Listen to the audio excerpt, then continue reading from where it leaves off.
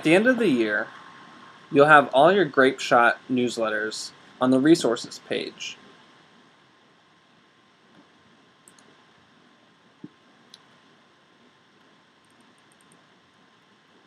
First, to continue to add Grapeshots, I would highly recommend that you hover over the bounding box of the latest Grapeshot and select the arrow.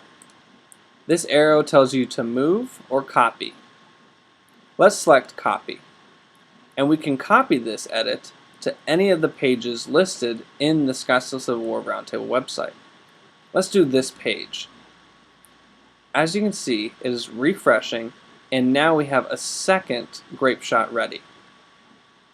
This is the easiest way to add Grapeshot newsletters for each month of the season. By hovering, pressing the arrow, selecting copy, and this page. And it'll duplicate the file and the name just below it. You can go in here, select and highlight,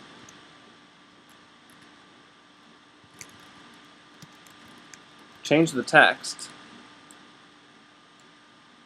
highlight, and let's link a new Grapeshot.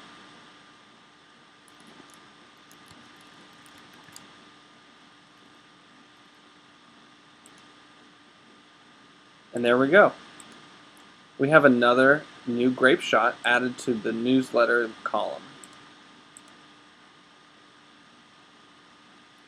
Now, when you're done with the season, you'll have all your Grapeshots here.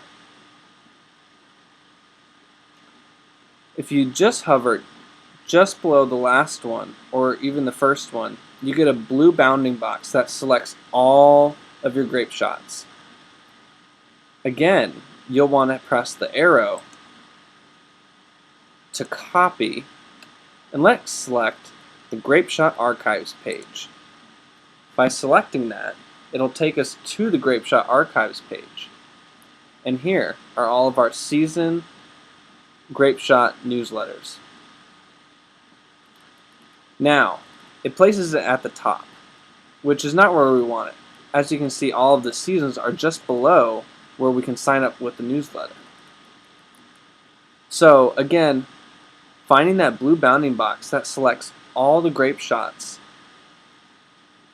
select this move box, the one with the dots, and your arrow, your mouse should become an arrow. If you click, you can drag, and you see the blue line is appearing again, just as we showed before with the forms. It shows you right where the Grapeshot is going to be added. Right now it's above the 2014 season, 2015 season, the 2015 and 2014, and now above all three. Since we're starting a new row, we want to do it above all three seasons, just so everything lines up just right.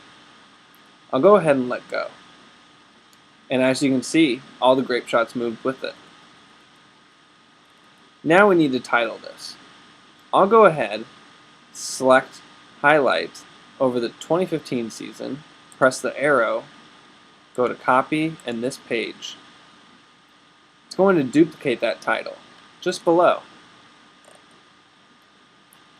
I don't need it here, so I'm going to move it just above the September Grapeshot. Now this is to the left of it, and I don't want it there. So let's put it just above. And there we go. Now go ahead and change this to 2016.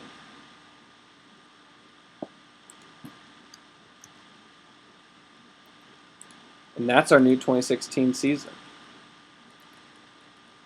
Now I'm going to shortcut and jump ahead a little bit. Let's say we have our 2017 season ready.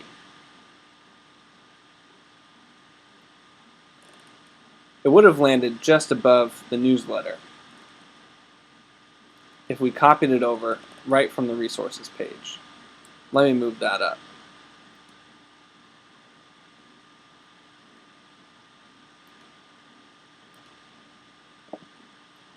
So this is our 2017 newsletters. But it needs to go right before the 2016 newsletters. So again, we're going to find the bounding box that has all the newsletters, click the bounding box that moves the group of newsletters, and we're going to move it down. And again, you see where the blue bar shows us where the new newsletters are going to be placed. Again, we can go above, but we want to start to make columns again. So we're going to go to the left of the 2016 season. Now, we could put them here, but that means it'll be nested or placed just in the 2016 season, and we don't want that. So if you can see this thin blue line just on the edge, it shows me that I'm putting it next to the 2016 season at the same height, which means it's going to create a new column. I'll let go,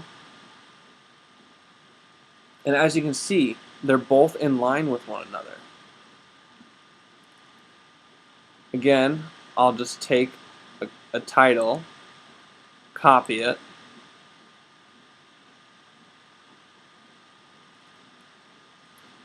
and I'll move that title just above the first Grapeshot in the column. As you can see, it fits just above September 2016, which means it's in the group.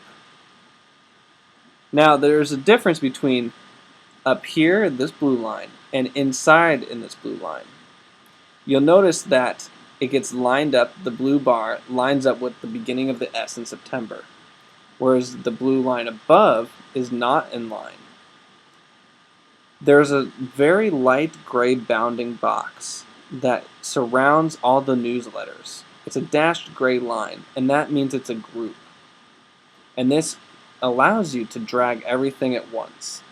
So we want to make sure we put it in that group that lines up with September. So we'll make this the 2017 season.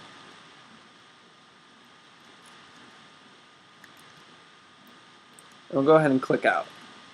So now we have two columns with two different seasons, and we're getting that much closer to 3 columns with 3 seasons. Again, to jump ahead, I'm just going to copy the group of the latest newsletter, and I'll show you to make that third column.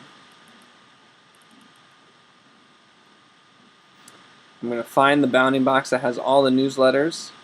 I'm going to click and drag and find it where it reaches the same height as the rest of the other newsletters. And I'll let it go.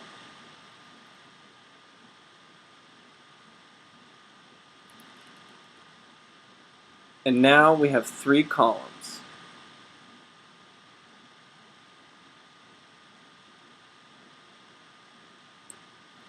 Sometimes you might need to adjust the width of those columns by just hovering over.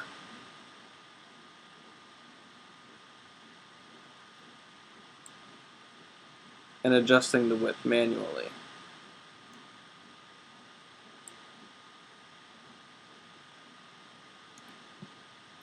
Or sometimes I find that this is a little difficult too, and I'll select all the newsletters for one season and put it just above the column of the previous seasons.